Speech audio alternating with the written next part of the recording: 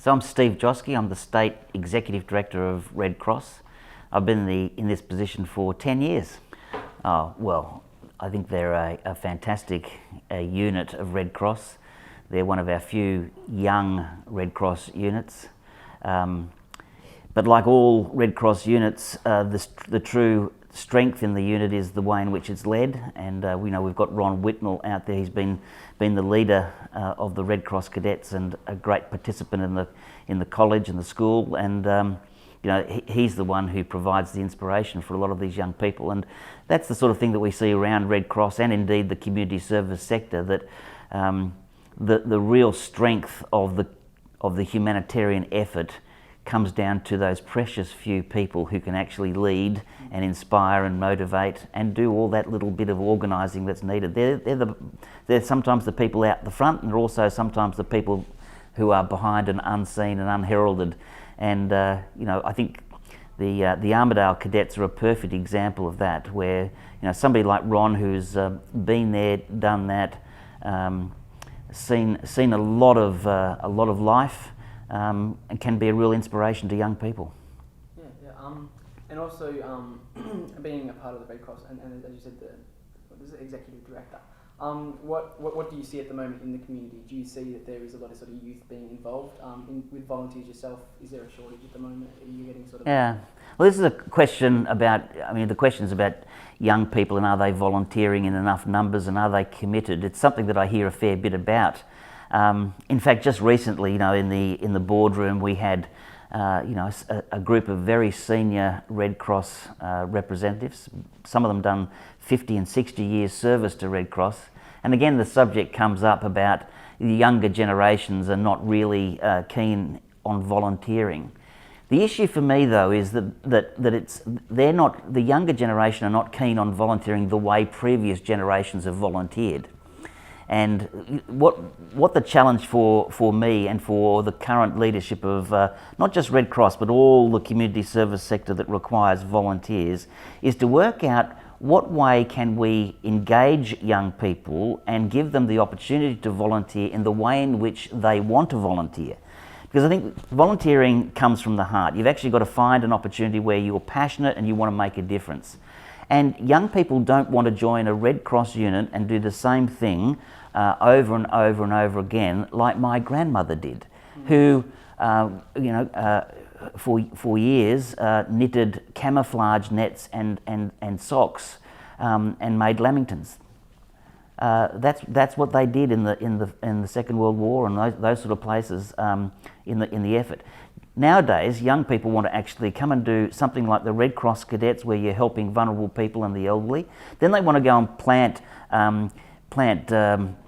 grass in sand dunes. Then they want to actually go and be surf lifesavers. Then they actually want to go and volunteer at a youth festival. They want a whole range of experiences, and that's the challenge. So I mean, and I think I need to be in my position very optimistic about the next generation and young people and volunteerism, because if I'm not optimistic about it, I tell you, we will miss a whole generation.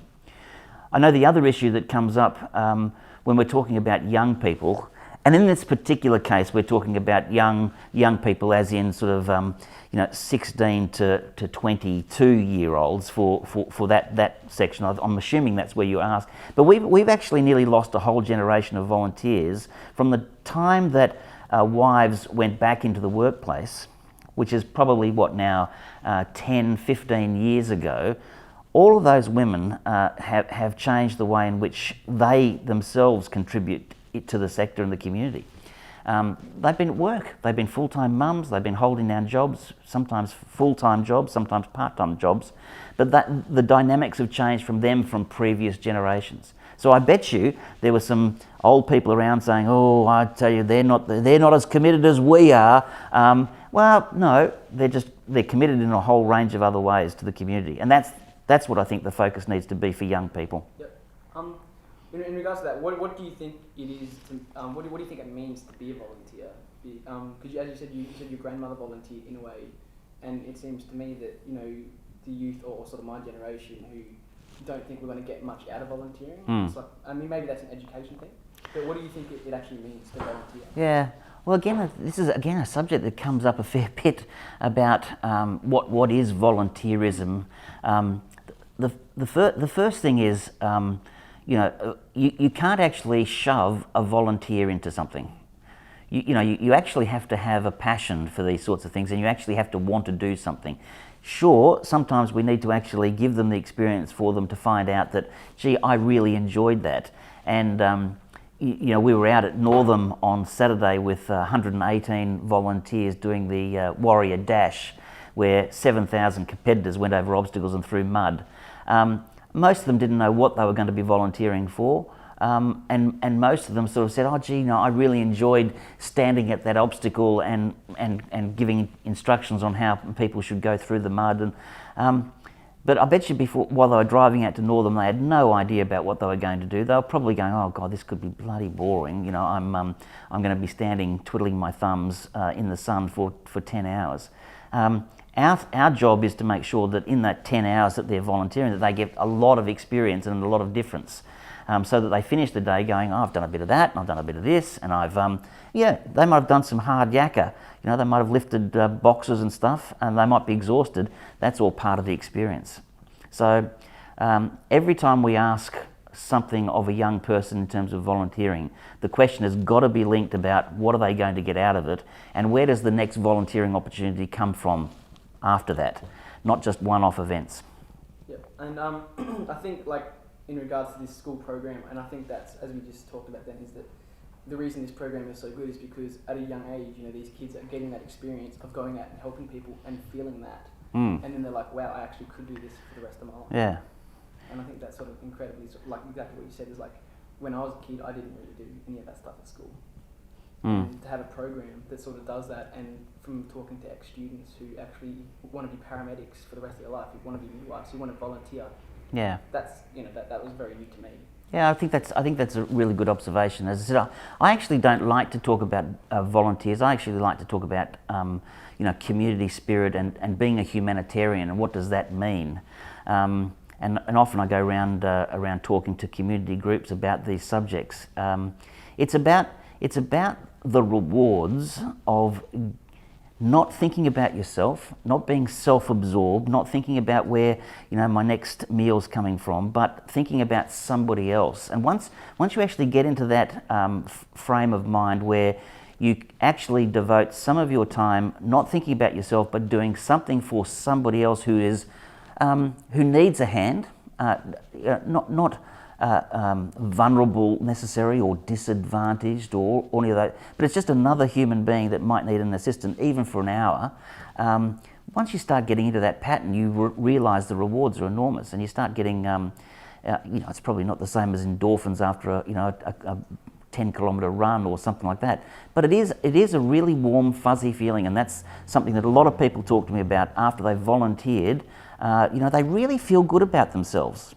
And these days, we know that mental health and depression and a whole range of things are very prevalent in our community now.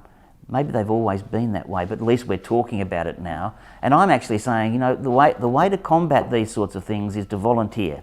Be a humanitarian, and then you realise that, hey, my position's actually not so bad after all, because there's a lot of people out there who are worse off than me, and I feel really good about giving a hand. Yep. Those are the sort of things that we talk about in Red Cross. Okay. And as a program like the Red Cross cadets, and like what I see it doing for the community, is that something that the Red Cross, like yourself, would be interested in, expanding and sort of trying to incorporate in more curriculum in different schools? Yeah. Look, I mean, we'd love to, but it's not as easy as that. As I said, we'll go right back to the start about you need that one inspiring individual who says, I can make a difference by doing these sorts of things. And look, I think teachers in our school system are leaders in their own right. They're angels in certain respects. They have a very tough job. I know that they're loaded with all sorts of things that they've got to do in their lives. I'm just cognizant of asking teachers to do too much. Armidale College, Aquinas College, some of the other schools have the luxury of being able to have, that Ron Whitnell type person who can look after community engagement type things, but there's an awful lot of schools around who are struggling just to get the right number of teachers to teach the students on a day-to-day basis. We have to be very careful about overloading that education system, which I think is already pretty overloaded. So yes, we'd love to do that, but let's be real about this. It's probably not going to be possible. So we actually have to think of different ways of doing it. I think the Armidale College model is absolutely fantastic, and we'd love other people to. But if that's not possible to replicate, what else is? And that's the secret.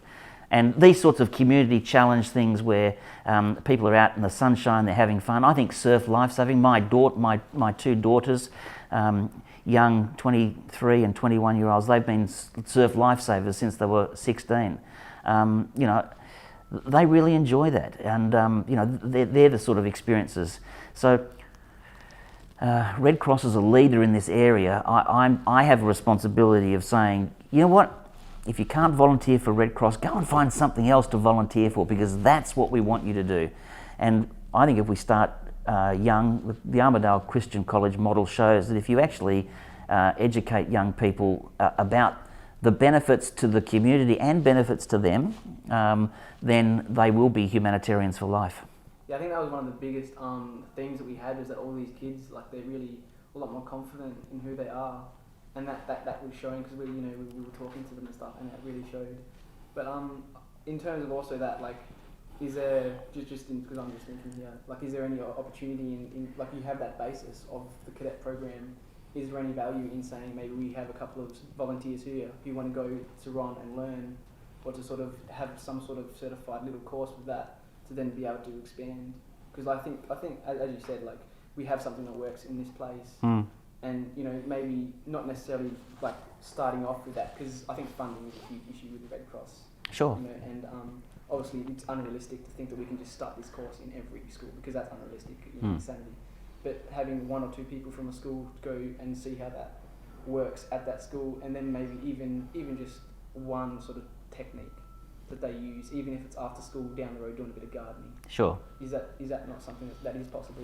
Starting off. Yeah, look, I think that all of those things are possible, but we mustn't underestimate that what else is happening in the community. While I know about Armidale College, I know that there's lots of scout groups around who do lots of things similar to in a similar way that the Red Cross cadets do it.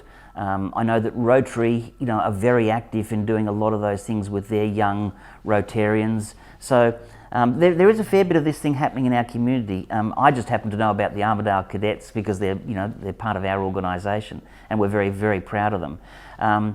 Aquinas College, I've mentioned before, they've just ticked over 1,000 soup patrols. So they've been going for over 10 years now, where the school kids come in here and they actually go out with the soup patrol. We've just issued them a silver ladle, very symbolic, silver ladle to symbolise 1,000 patrols. It's a lot more hours, of course, but patrols. So there's a lot of these things happening around our community, and I think we need to do more to talk about what those things are that young people are actually doing in our community and what difference they are making. Because we don't want we want to encourage them, not to dissuade them.